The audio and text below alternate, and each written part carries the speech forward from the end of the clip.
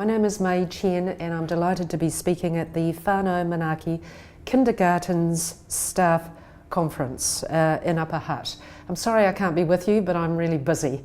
And so I wanted to talk to you today about how education is really at the coalface of demographic disruption in New Zealand. And of course you know that. You've got your own stats, and the stats that I've been provided with is that the children who attend the various centres of the Whanau Manaaki kindergartens, 48% identifying as Pākehā European, 18% is Maori, 11% Pacifica and 10% is Asian, with the remaining 13% identifying as Mala, South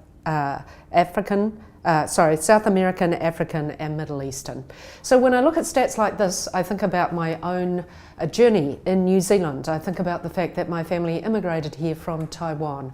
I was just a little child then, probably just out of kindergarten. I was 6 going on 7, and we arrived and it was almost Easter. And so we arrived from a tropical country. It was 45 degrees. I remember getting out of the airport, the aeroplane, and saying to my mother, "It's so quiet here and everything smells like milk." There was nobody on the roads. When I got out of the plane, all around me were green fields. The sky was very blue and it was very, very cold. Having come from a tropical country, we found the climate very difficult to adjust to. But we of course landed in Christchurch, and it was 1970. It was a long time ago, and so I of course was a novelty at school. I remember our first day at school. I was the youngest of 4 girls, and my parents took us to the local school, Elmwood Primary School, and we lived in Brindwa. There was a rented house for us there, and I can remember my first day at school. I didn't speak any English, even though my parents had tried to get me a Mandarin speaking English speaking tutor in Taiwan.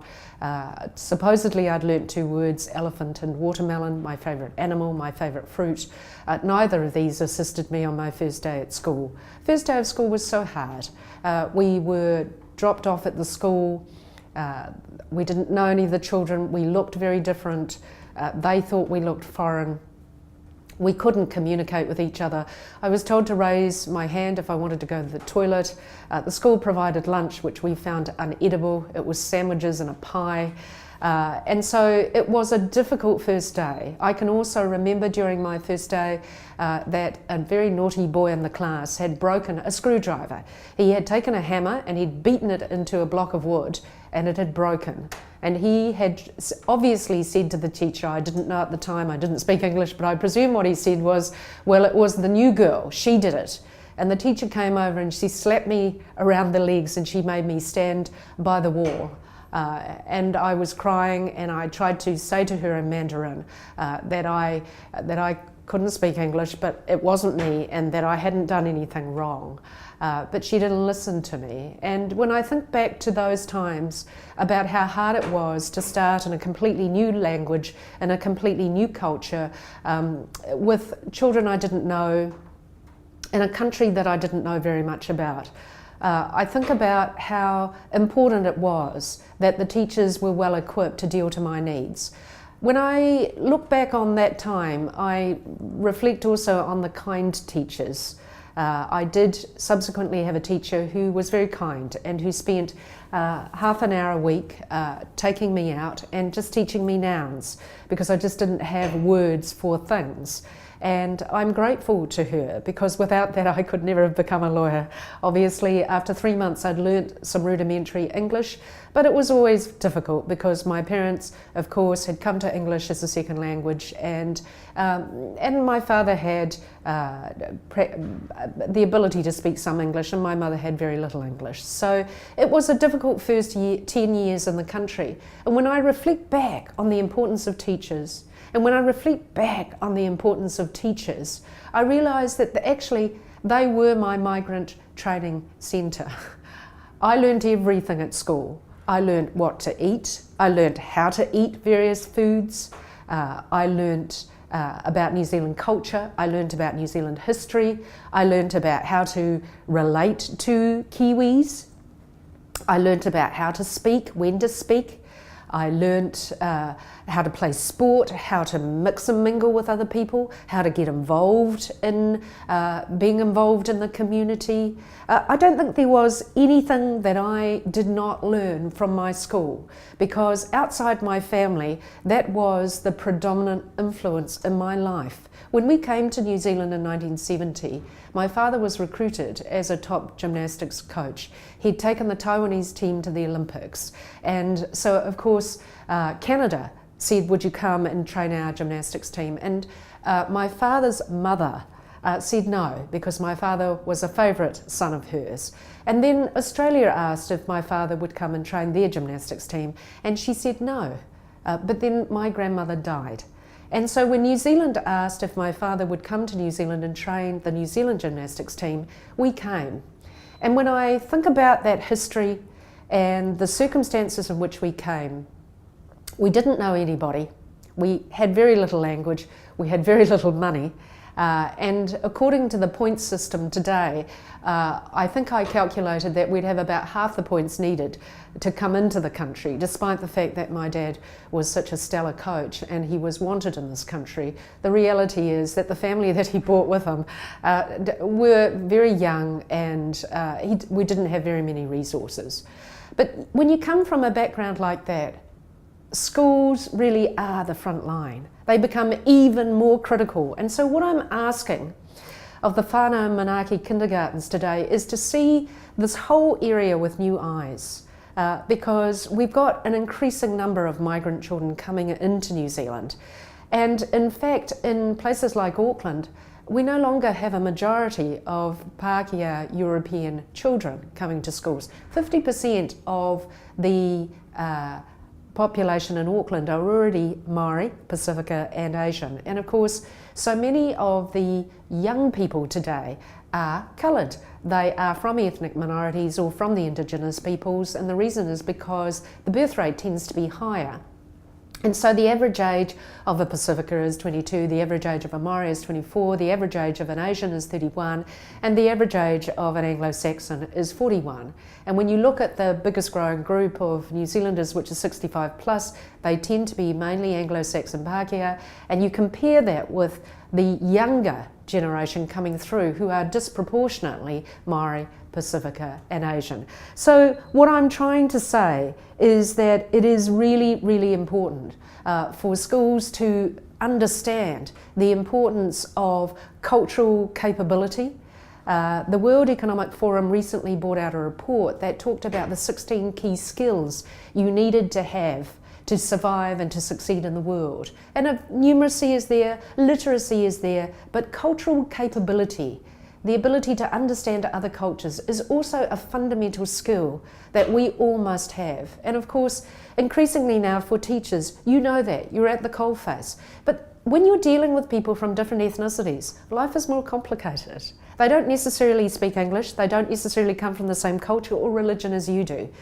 And increasingly in New Zealand, we also have more mixed race marriages, and therefore we have mixed race babies. I am married to a person who immigrated from the United Kingdom. So he is British and my son is Eurasian. So he has two cultures. My husband's parents were born in Shetland and Aberdeen. My parents were born in Taiwan. So my son has dual heritages, which makes him so much richer and so much more interesting. He does speak English, and so we don't have that issue at school. But what we're dealing with now as teachers is that we can't presume when we look at a child that we understand where they are coming from and how to communicate with them and how to teach them and how to make them feel comfortable in a cultural setting so that they can learn to the best of their ability. We can't assume, because that is the essence of cultural capability and cultural intelligence. Not IQ, not EQ, but CQ. The ability to be intelligent about the fact that people might come from very, very different backgrounds than you do. And so when we look at the future and we see the trends, we know the trend is towards a diffusion of that multi-ethnicity right throughout New Zealand. The Indigenous peoples will continue to grow, but by 2025 we know that Asians will overtake Maori as the biggest ethnic group. By 2038 we know that 51% of New Zealanders will identify as Asian, then Maori, then Pacifica.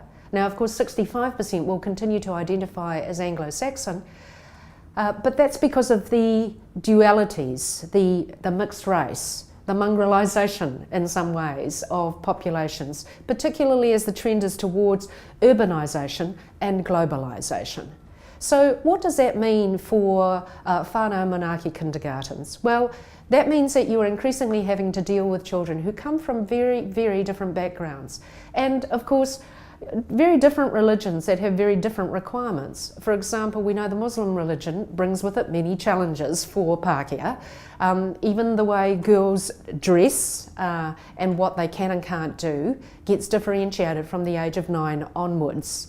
And so it's important for us to deepen not just our cultural intelligence, not just our CQ, but also to deepen our understanding, our knowledge of Maori culture, of Pacifica culture, but also of the various cultures from which the children come.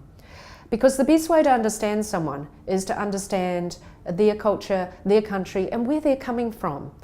Sometimes I know that some of the things that I do are mystifying to people, but they're not if you understand Chinese culture. In fact, I gave a seminar in this very boardroom yesterday to my staff. The reason is because we are servicing an increasing number of Asian clients. And so it's about teaching my staff how to deal with people from that culture and trying to explain to them that unlike New Zealand, whose culture is all based on no hierarchy, Jack's as good as his master, we're all the same, very egalitarian, very relaxed, very casual, laid back. The Chinese society is incredibly hierarchical. It's also very patriarchal. And so it is very important that we are not casual or cavalier with our Chinese clients, that we are respectful, that we understand that people who are senior need to be given more deference and more respect, that it is important in terms of who speaks and who you talk to and ask, and to understand who really is the decision maker in the room, which is not usually the younger person who's doing all the talking. They might be doing the translating, but usually the person who makes all the decisions is the one who's not talking at all. We talked about the importance of having appropriate food. We talked about appropriate crockery, that it was not good to have a mix and a range of cups on the table, because once again that's a sign of disrespect. We talked about the name cards, the bowing, and the fact that we should be addressing these people as Mr. or Ms, that the use of first names is very casual and is not respectful in the Chinese culture. Of course, if they invite you to call them by their first names, you're able to do that. So once again, it's about deepening the knowledge of the people to ensure that they're treating appropriately with your clients. And in this case, your clients are little children who may come from very different backgrounds. So let's talk specifically then about their parents or their grandparents. Now, in many kindergartens and centres, what we need is we need parents to come and help. Some of these parents want to come and help. What do we do when these parents don't speak English, don't understand the culture, and have very different religions? I think it's important to reach out to these parents and also ensure that they might want to sit in and they may also want to learn some of the language.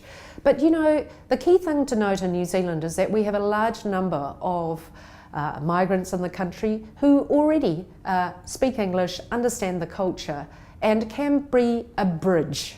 I'm one of these people. I'm called a 1.5 generation New Zealander. I wasn't born here, but I came to New Zealand to live between the ages of 6 and 18. And as a consequence of that, I am a bridge. I wasn't born here. I understand the experience of people who come from Taiwan and are recent migrants, but I also very much understand this culture and how to operate. And so people like that can be used as bridges. And of course, we also have in New Zealand many migrants who've been here second, third, fourth, fifth generation. I attended a wedding last year from somebody who was a fifth generation Chinese in New Zealand, and she was marrying a Pākehā Maori in New Zealand. So we have a large number of people to draw on, and part of the lack, I think, that I've found in New Zealand is that we don't draw on these people enough. And many of these people hide because New Zealand also has a history of discrimination. We have a history of discriminatory laws, particularly against Asians. And so they tend to keep their heads down and focus on their own rice bowl and focus on their own families and their communities. But these people are also passionate New Zealanders, and they would very much like to contribute to New Zealand. So I actually think that in terms of being able to draw in the grandparents, I think that is a very important and useful thing that is done, not just for the school, not just for the kindergarten, but also really, really important for the parents and for that child. Imagine this. You're a child, your family's immigrated to New Zealand, none of your family speak English much, but very soon, because you're very young, you go to school and you pick up English. So you actually speak English very well, your parents don't speak English very well, and that makes it really hard. They can't help you with your homework. They can barely fill in the forms. You know, you take forms home from school which say various things about the uniform you need to wear or the amount of money you need to pay if you want to go on school camp and whether or not parents want to go. They might have a parent evening where people bring a plate. And you've got parents who can barely read the forms. And so it really becomes difficult. But if the school can also embrace, or the kindergarten can also embrace the parents, that's obviously valuable also for the child. It is really, really difficult for children of immigrant families to have that role reversed. So that the child is the one actually doing all the interpreting, and the child is the one that is actually assisting the parents to make decisions because the parents don't speak English as well or don't understand the culture as well. That can be challenging. It's really, really important in the kindergarten to teach cultural tolerance and cultural capability. Just as we have to have cultural capability to make sure that we are properly caring for and making comfortable and helping to learn all of these people from varying cultures, we also need to help all of these children from different cultures to get on well with each other. In fact, I think that really isn't the problem, because in my experience, children that are growing up these days don't think anything of it. They grow up in a classroom full of Maori, Pacifica, Asians, full of people from really different countries around the world. They think it's just the way it's always been. Maybe it's the parents that actually find it harder. But it is important to ensure that children don't inculcate the stereotypical prejudices of their parents. Their parents may have come from a very different generation where they grew up in a classroom full of predominantly Pākehā Europeans. Well, that isn't the case now, and the important thing is to ensure that these children understand that everyone is entitled to equal respect and equal dignity, regardless of irrelevant characteristics such as gender or race. And actually, that all of those things that their parents or their background may discriminate against will become things that are discriminated in favour of in future. Because I confidently predict that IQ will continue to be important and that EQ will continue to be important. But to be honest, I think that into the future, as we prepare these very young people for a great career where they can really contribute to New Zealand, that cultural capability, CQ, will be the most sought after. And that's because as the world urbanises and globalises, and as we have faster travel, now we have vehicles that can go at 4,000 kilometres an hour. The reality is that we are going to have to learn to live and work and maybe marry people who are really, really different from us. And we need to be able to do that in a successful way. So we need to teach these young children that actually Maori are the indigenous peoples in this country. And that as a consequence of the treaty, they have a particular special place here. And that's different from Pacifica, they came later, but that New Zealand's always had a special relationship with the Pacific Islands. And as a consequence of that, they also have a very special place in New Zealand history. That actually Asians have a very special place in New Zealand history. Unfortunately, that history has not been a salubrious one. It's been a history mainly of discrimination. although Maori and Pacifica have also suffered from that in their past. But that doesn't mean to say that we can't be proud New Zealanders now. We can't be New Zealanders that contribute to the way that we're going to look in future. Actually, the future has finally come to meet me. I remember when I was a very young girl, I thought to myself that I would like to go back to Taiwan because I didn't like being so foreign always. Being in Taiwan, being a girl, was not good. Being in New Zealand, being Chinese was not good. And so I always wanted to be tall and white and male because I thought that would just make my life easier. But you know, in 21st century New Zealand in 2016, the future has finally come to meet me. Yellow is the new black. And actually, I am the future face of New Zealand, and so is my son. And when I look at my lovely family, I say to myself, actually, the future for New Zealand is very bright. But, you know, the future of New Zealand is very much in the hands of those teachers, including those at Whanau Manaaki kindergartens, because the environment that you create will determine whether or not we get fantastically well-adjusted, culturally capable people going forward, or whether we just end up with a whole bunch of people who really can't adjust, and therefore we can't be a successful society. Why? Well, because New Zealand is transforming demographically, it is. And whether in future the amount of migration might go down, at the moment the figures are net migration, so that's the number of New Zealanders leaving versus the number of people coming back. Of course, we know at the moment we've got a large number of Kiwis actually coming back or not leaving. So as a consequence of that, our net migration figures may look high. But regardless, I think that what will happen over time with these mega trends of urbanisation and globalisation and faster travel, that we will just continue to see an open society where we want to do trade and we want the best talent. At the moment, in terms of migration, who are the people we're letting into the country? Well, the people with high skills, the people like my dad who was specifically recruited to do something, the people who we have lots of money to invest. And then, of course, there is family repatriation. Where are they going? Well, we know that rurally, 2 out of every 3 farm worker is a migrant. They're either from the Philippines or from South America. Why is that? Well, because the number of New Zealanders wanting to get up at 4 a.m. consistently to milk cows is low.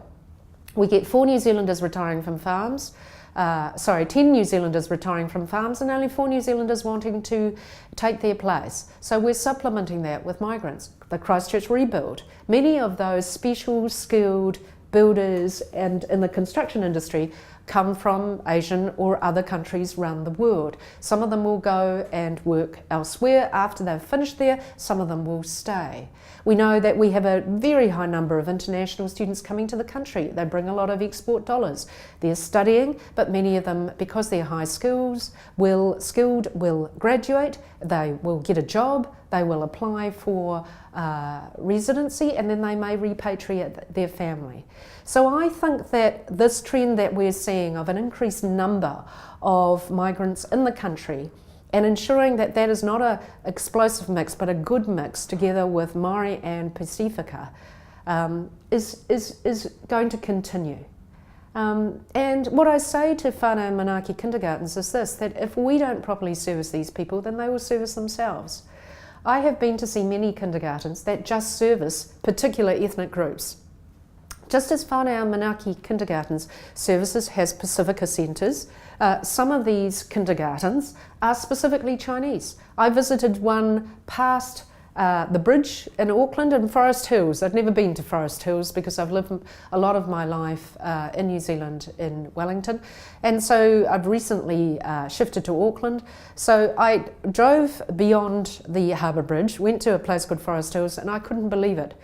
800 children at this kindergarten beyond the harbour bridge, but they were all Chinese. And their parents were all Chinese, not surprisingly, and the staff were mainly Mandarin-speaking Chinese. And so it occurred to me that there are whole different market segments opening up in the kindergarten world.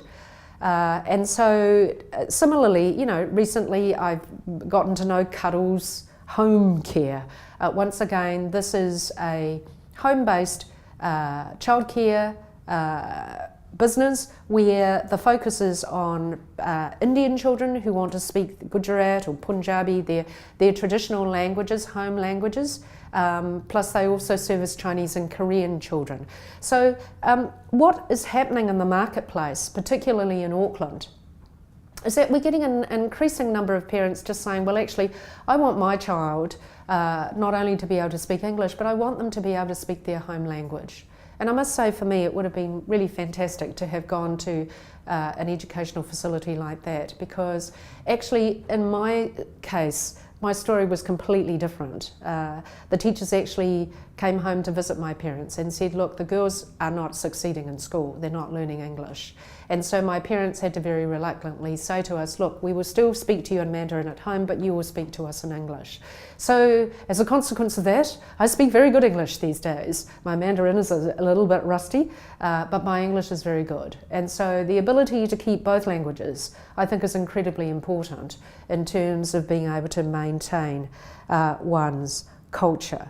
So in terms of the future for New Zealand, in terms of giving support to children that you get, and in terms of ensuring that you're creating an environment where all children can succeed.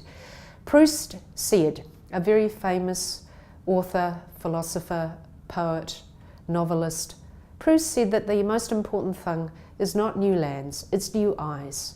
And so it's important for you to see that actually New Zealand has already transformed, and it will continue to transform, and that our job as teachers is so much bigger than other roles, because we're right at the coalface of superdiversity. We see it every day in our classrooms, because the kids that come with parents, they arrive in our classrooms and they don't know about the language of the culture.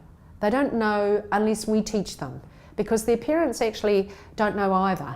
And so we take the lead, and therefore what we teach them in the classroom becomes so important to them.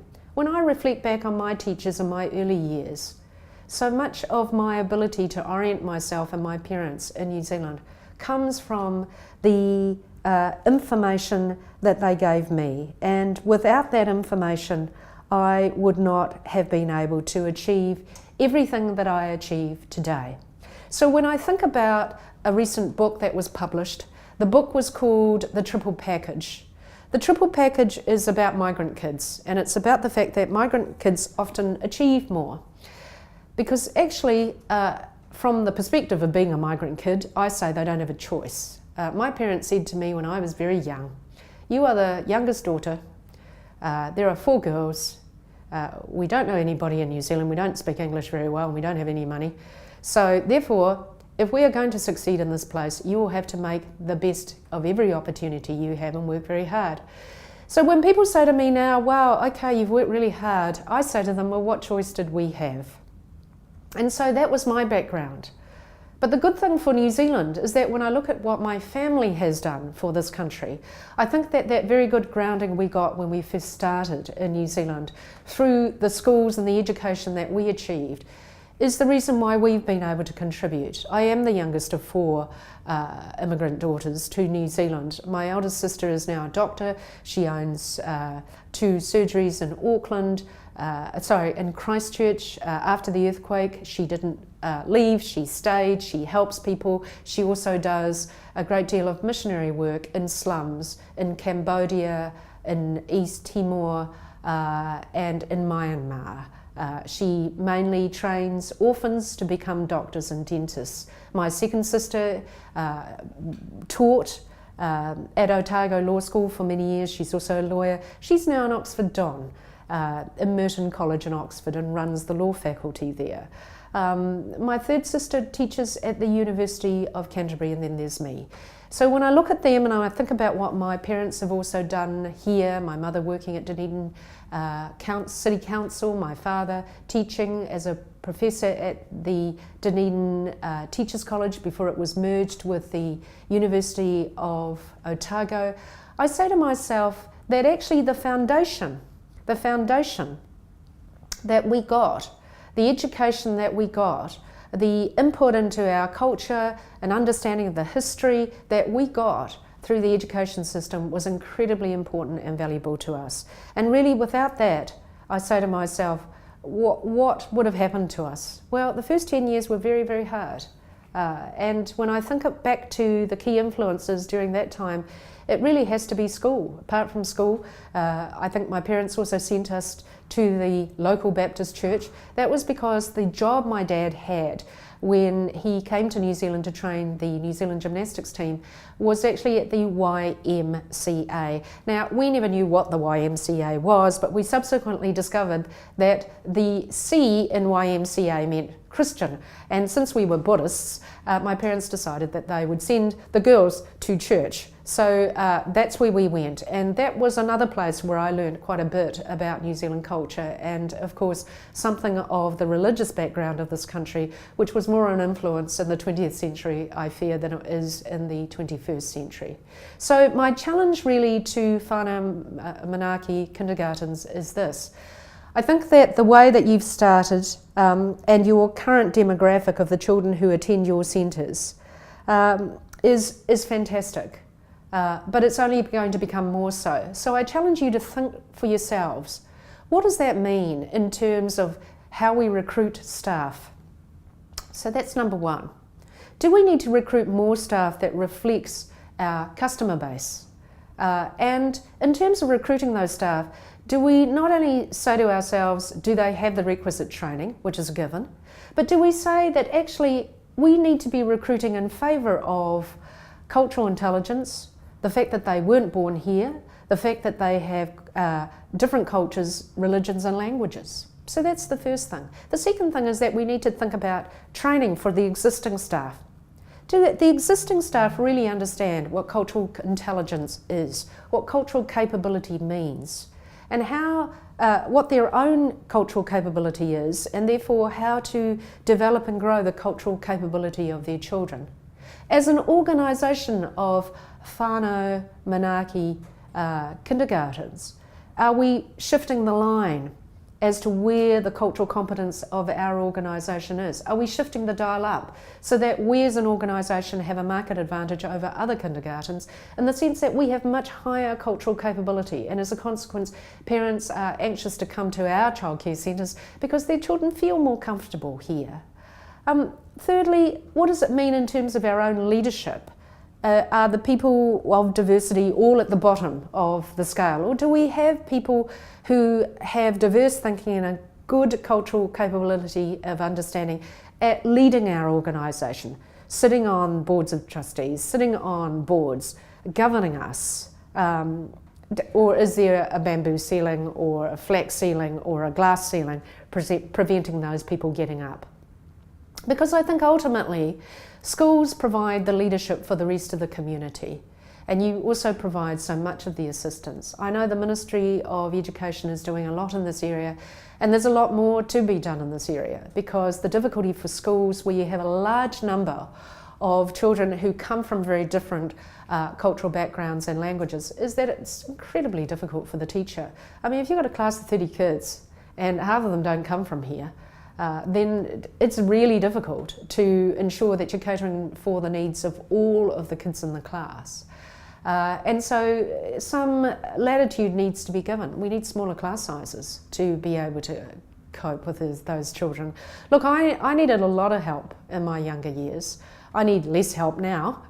In fact, many people now offer to give me assistance. I didn't get a lot of assistance when I was younger. And it's kind of too late. The time when I really, really needed the help was when I was first making all of those adjustments. And those adjustments are really difficult to make. I can't tell you what it was like as a little kid. I came from an extended family back in Taiwan where I was much loved. My grandmother adored me. I was a lot like her. And then I came to New Zealand and people called me names, you know, Ching Chong Chinaman. It was just a very, very difficult environment. And I then recognised that I looked really different from all of the other girls. And, you know, it was difficult to cope with discrimination and identity crisis and people really not understanding your culture. I can remember kids pushing me around and saying, ha, do you live in tents? Did you have toilets? Do you write on the ground? Do you live in trees? and being faced with just a wall of ignorance about the culture that I had come from.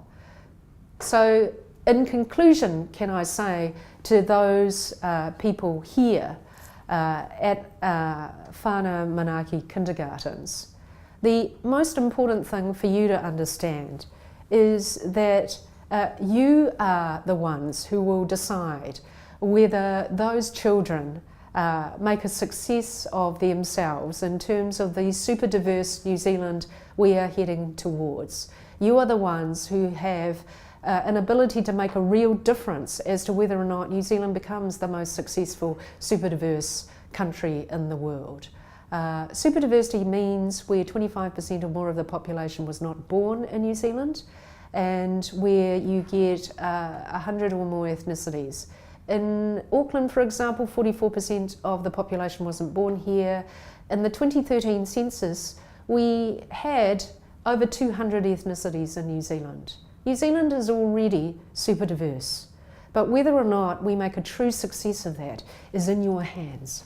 So make sure that you're aware of it, make sure that you change your eyes so that you can see it, but most importantly, make sure that you're prepared for it and well trained for it, so that you can husband and bring forth the full potential of those children that you're dealing with. And of course, for the Kiwi Pākehā kids, what a fantastic environment to be growing up in. They don't need to go and do OE to see the world, because the world is in their classroom. You can be in a United Nations now, and in terms of growing that fundamental skill of cultural capability, there is no better place to do it. Thank you.